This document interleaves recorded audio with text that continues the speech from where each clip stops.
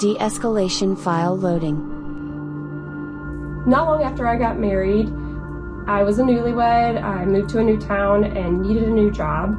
And I had a really hard time finding a job. I applied for a lot of jobs, a lot of applications, and just didn't have any luck.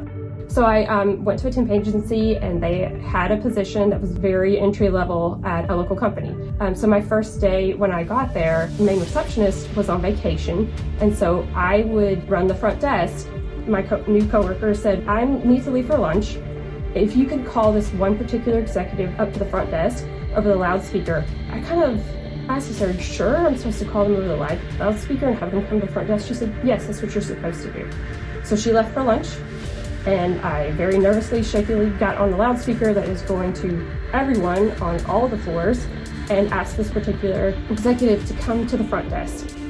Almost immediately, out of a side door comes the executive secretary and very kindly asked me why I called this executive to the front desk, because I wasn't supposed to. And I was terrified and mortified and apologized and explained that's what I've been instructed to do. It became very clear that my new coworker who trained me did that on purpose.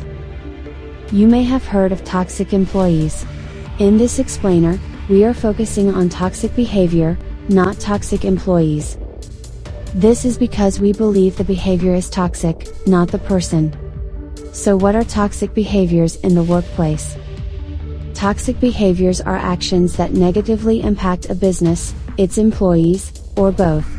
Often toxic behaviors are rooted in fears of inadequacy and job insecurity, which lead the individual to take action to make others around them look bad and themselves look better. Or they may use words and actions to make the company look bad so they can point to the company as the problem, not themselves.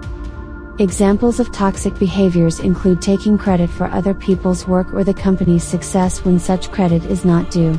Blaming others or the company for one's own mistakes. Complaining about coworkers without confronting them directly. Complaining about the company without taking meaningful action to make any real changes. Projecting that they are the only person able to do their job adequately and that all other employees are inadequate at that type of work. Intentionally making others look or feel inadequate at their jobs. I just was really kind of in shock the rest of the day and would be working with this person pretty closely. That relationship in that manner continued. It just kind of got worse. I did not enjoy going to work. I actually really liked my job and I liked the rest of my coworkers. I was enjoying it, but this particular working relationship ruined all of that. I realized that if I was going to stay at this company, which I wanted to, I would have to find a way to bridge that gap. The following are suggestions for addressing toxic behavior in the workplace. First, objectively assess the situation.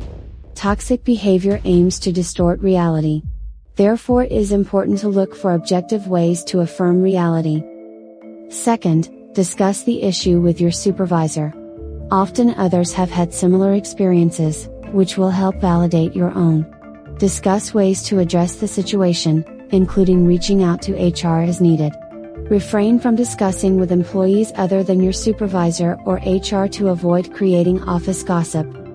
Next, where appropriate, be prepared to confront toxic behaviors clearly and respectfully.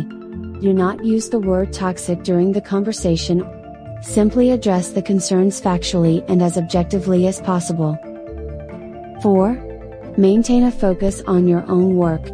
Since you usually cannot control others' behavior, focus on what you can control in the workplace, which is your own character and work ethic.